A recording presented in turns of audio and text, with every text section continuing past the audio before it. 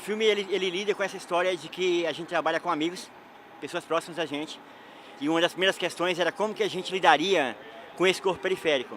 A gente interessava uma radicalidade em relação à gramática, muito mais que isso. Então, a ideia de falar para a periferia é muito mais do que mostrar o local, eu acho.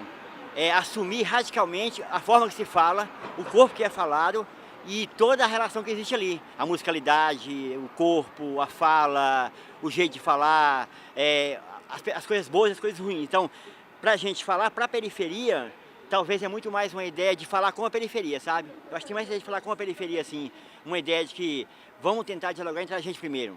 Se um filme consegue dialogar entre a gente, já é muito bom.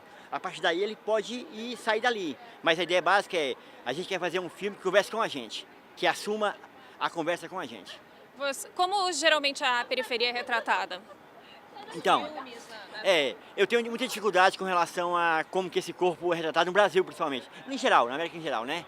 Porque existe muito uma ideia de que esse corpo está lá, ele ocupa um espaço, ele muitas vezes sofre um fetiche muito grande, ele é fetichizado, na verdade, assim. Então, como exemplo, esse corpo periferia, apesar de estar ali, de ocupar aquele espaço, ele sempre ele é condescendente. Ele nunca assume a radicalidade. Ele sempre está narrando para alguém. Ele sempre está fazendo uma intermediação com uma certa classe média, uma certa classe dominante, ou tanto em relação de território, em relação de política. Então, esse corpo que está ali, na minha ideia, é um corpo que é sempre, na verdade, muito mais oprimido.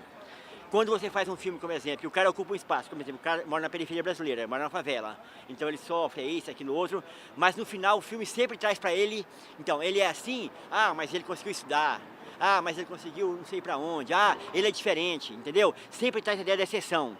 Então, assim, me incomoda muito a ideia da exceção.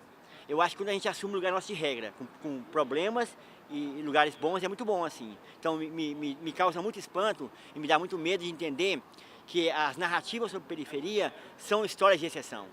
Como então, assim, quer dizer então que a grande parcela não funciona. Qual o sentido que tem um filme, como exemplo, que trabalha com exceção, se não é para regra, entendeu? Um filme como esse só tem sentido se ele for coletivo.